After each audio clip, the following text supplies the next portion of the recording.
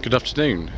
Today is the 30th of March, and this is part 2 of a slightly shambolic shuffle around Heath Classic Car Club's bi-monthly event.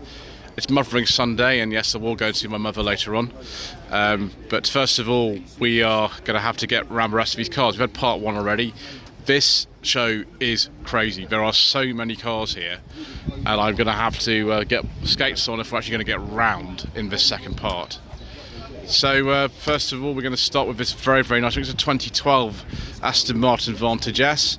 The owner very kindly said I could have a go in this, but unfortunately I can't get insurance for this, so we shall not be having a go in it, unfortunately. I'd like to, but never mind.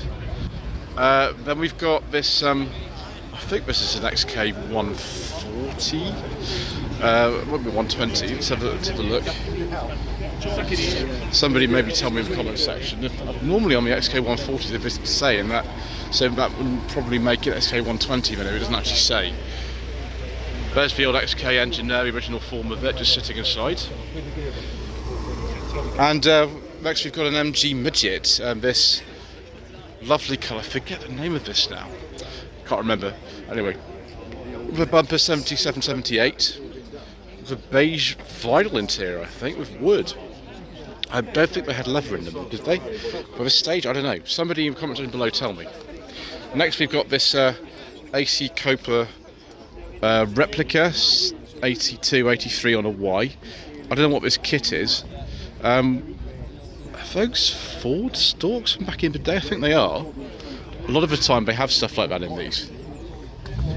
That is nice. It's very shiny, that Copa replica. Then we've got Austin Cell. I think this is a 34 or 35. From memory, the information sheet will tell me to be sure, viewers. Yeah, it's a 34. I was actually almost right for once, unlike most of the time. And we've got the NG. We have seen this before as well. Not MG, NG. 76, 77 registration. Can't remember the chassis that was built on. We've got lots of, mid-70s BL components on here. We've got that's a Triumph gearbox, I think, there. And instruments from, I think, a Dolomite, or like a Dolomite in here. We've even got a little warning panel thing there. But yeah, probably not Triumph engine. I think that's probably a B series in there or something. But there we go. R107 Mercedes-Benz SL. Very nice, viewers. Very nice indeed. This is a facelift one. I imagine sort of mid-80s. Take a look at the back and see the badge. It's a 420 SL. So I think it's a V8 in there. Also nice and powerful is this 2024 Aston Martin. I mean, that is really rather nice. I have spoken to the chap who owns this, actually.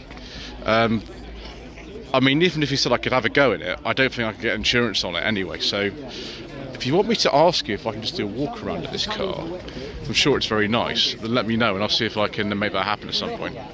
Another Mini here. Austin Rover era on this one.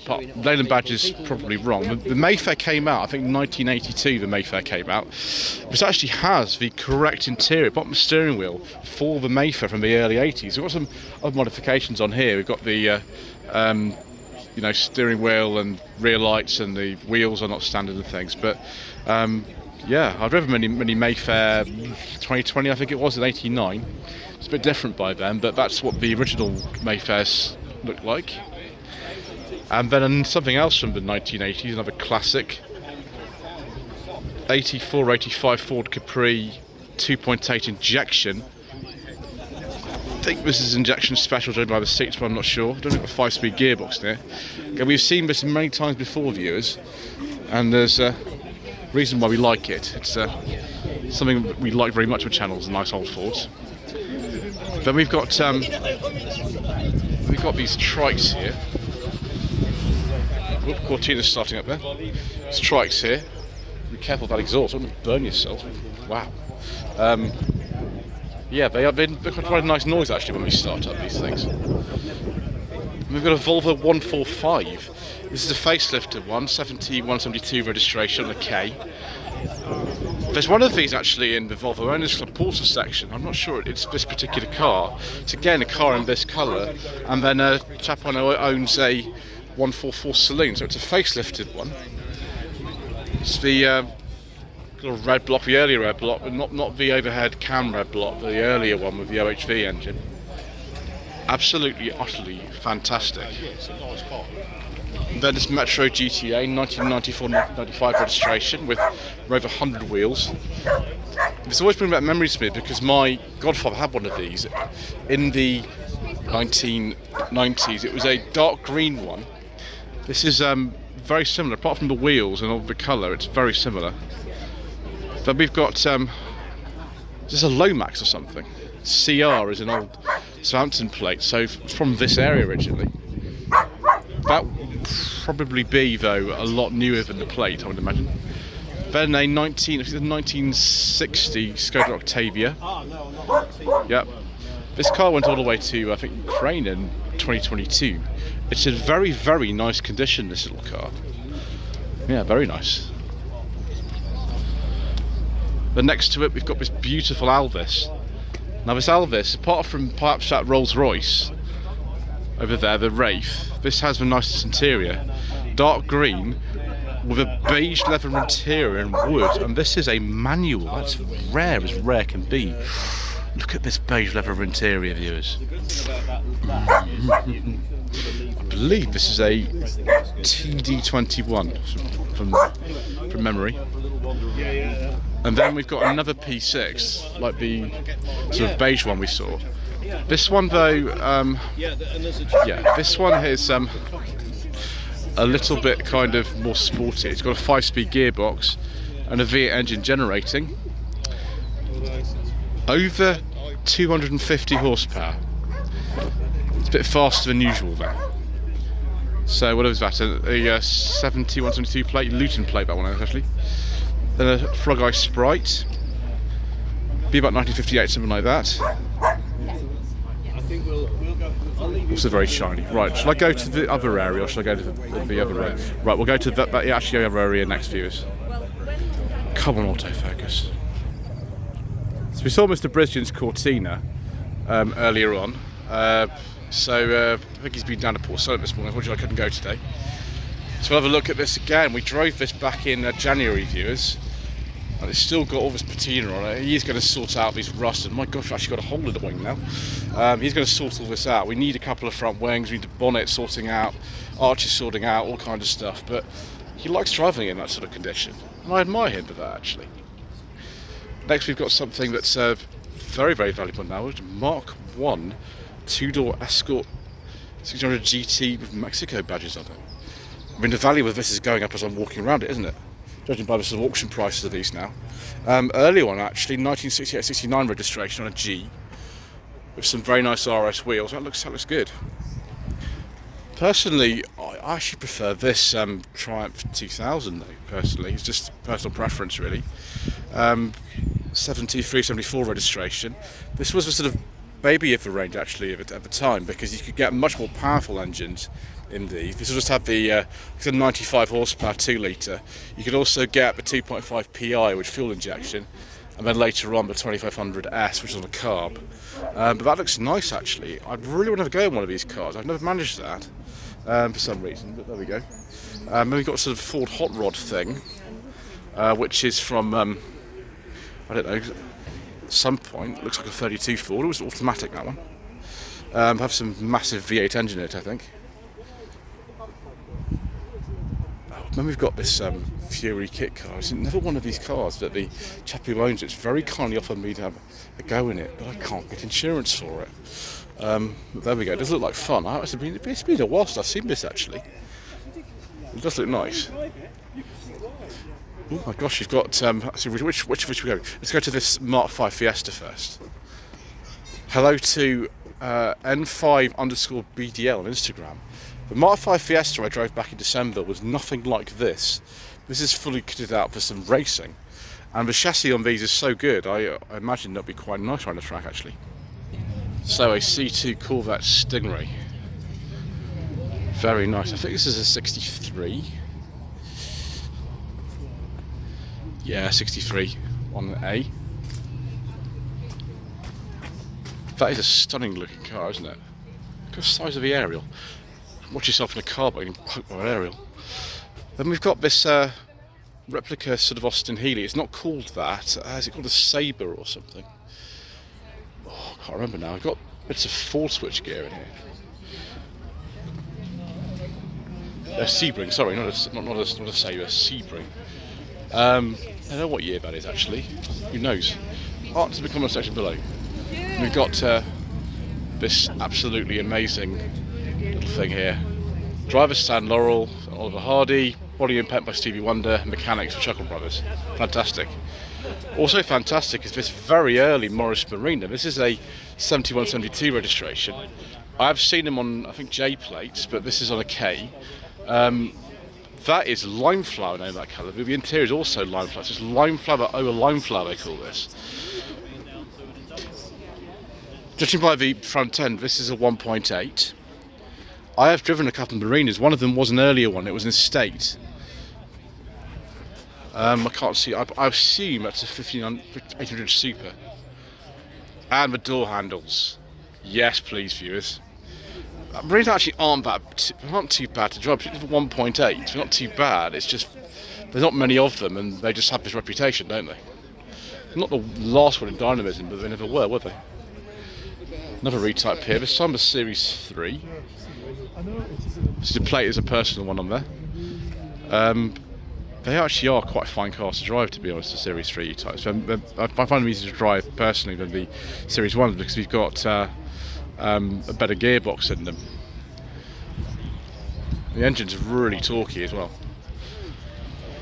Another kind of thing based on an old Ford. Custom made seat. Wow. What engine's in this? Right. I've no idea what that is. Answer in the comment section below, views. Then an MGC. Thank you. Oh right, is it a 67 or 68? 68, fantastic. Wow. Worth a bit more than that now. Gosh, the chap's had this 1968. I'm trying to think about how long that is. It's a very long time. Thank you. We've got something a little bit older here. We've got this MGTD. I'm surprised there's not more of these here today, actually. Normally there's a few more at the club events, but there we go. Where's the optical instrument? So on the other ones. I can't believe that chap's had that all this time. That's almost 60 years. Wow. Okay, we can't hang around too long, viewers. We've got this other row to do here as well, so we'd better not get run over and then get over and finish off this this video. Okay, viewers, Porsche 356. It says 60 on the back. Does that mean it's a 1960, or does that mean something else? Probably something else. Next, something I'm sure about. This is a Volvo Amazon.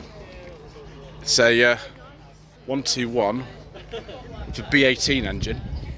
It'd be a similar engine in some ways to the one that was in that 145 that we saw earlier on. I don't know what year that is. A gentleman called Kevin owns. I think he's got a few of these actually. He's in the Volvo Owners Club Portal section. Yes, so am I. Excellent. That looks very nice, doesn't it?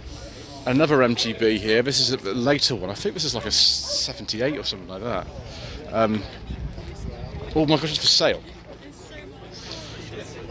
For more information, call 07786 014101.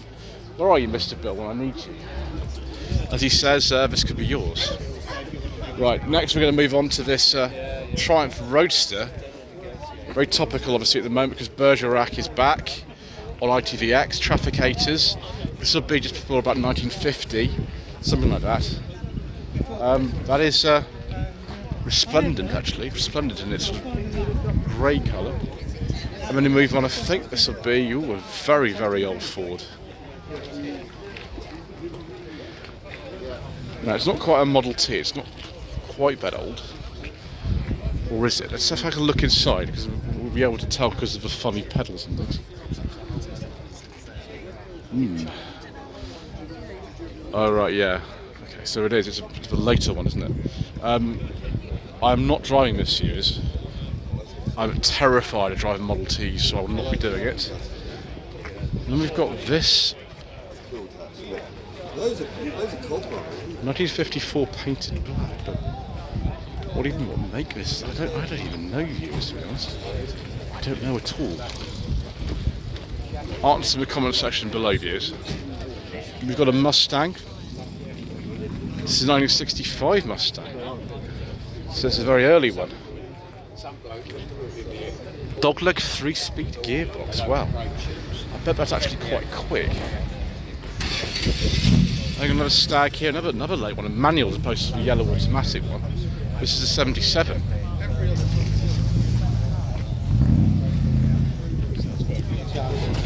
And we've got a Bentley. Is this like a 4 1/4 or something? Or is this a bit later than that? I don't know. Not too good at my sort of pre-war Bentleys, to be honest with you. It's very nice. It's very nice indeed. The gentleman here in the Healy is going to have to sort of do some manoeuvring. I don't envy him with no power steering. Probably want someone to watch the front of that. Don't have a massive expensive accident at the car park. Stop. I can't watch viewers, I'm not going to make you watch either. Just move out of the way. Right, another Cobra replica here. Come on, autofocus. There we go. Gentleman in Mustang's going to move his car out of the way before he gets, well, potentially damaged by an Austin Healy 3000. Unexpected bonus there, viewers. So we're about like 99, 2000 with that Cobra replica. And we've got a Skyline, R33 Skyline. Hello to retro_classics 1980 on Instagram. It's very, very sort of JDM, isn't it? Very much so. There we go, 95, 96 on an N. I think this is a... Is this a Crown Athlete or a Toyota Chaser? I never remember these. The plate doesn't really help either, because that's not the age of the car at all. Some in the comment section below do enlighten me, because I cannot now remember what these are called. There we go. Ooh, local plate to the air, an old Portsmouth plate on this old TR6. 7172 on a K. Do we have fuel injection in here? After it's a left-hand drive one. I don't know. If it's an American one, it would do. It'd be on carbs. And then we've got something very nice, viewers. A late XJS in this lovely colour with a beige leather interior and wood. I do like a nice beige leather interior, viewers. This car has caught my interest previously as well and is absolutely delicious. Oh, hello, there's a little friend here. Hello. It's delicious, viewers. And then we've got the big Cadillac here that doesn't actually fit in the space properly, but that's okay.